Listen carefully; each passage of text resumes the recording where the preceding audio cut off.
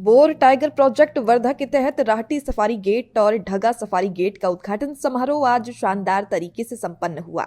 मुख्य अतिथि सांसद Amar Kale, MLA Sumit Wankhede, MLA Rajesh Bakani, Abhijit Wanjari, legislative council के सदस्य जिला अध्यक्ष संजय गाते, सुधीर दिवे, पूर्व जिला परिषद सरिता गखरे थे।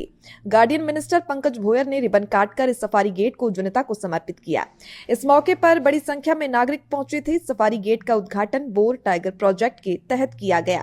वर्धा से सतीश काले की रिपोर्ट।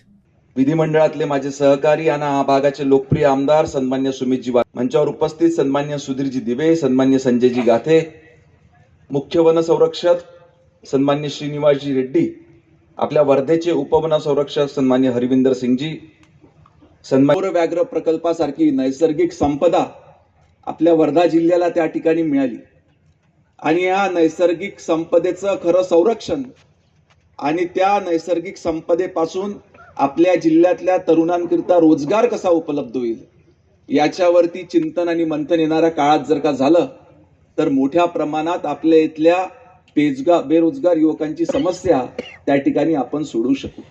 आज या ठिकाणी मंचावरनं मी खरोखर आभार व्यक्त केले पाहिजे या राज्याचे मुख्यमंत्री सन्मान्य देवेंद्र फडणवीस साहेबांचं, कारण 5 गावं जे मागच्या इतक्या वर्षापासून पुनर्वसनाकरता वाट बघत होते त्याच्यामध्ये माझ्या मतदारसंघातलं गरमसूर आणि सुमितजींच्या मतदारसंघातले जवळजवळ 4 गावं आणि अमर बाबूंच्या गावातले 5ही गावं, त्या ठिकाणी गरमसूर, मरकसूर, एनी दोडका मतदारसंघातले 5ही गावं आणि इतर 2 गावं असे 5 गावांचा पुनर्वसन प्रकल्पाला मान्यता त्या ठिकाणी माननीय मुख्यमंत्री महोदयांनी दिली। आणि माननीय मुख्यमंत्री महोदय असो,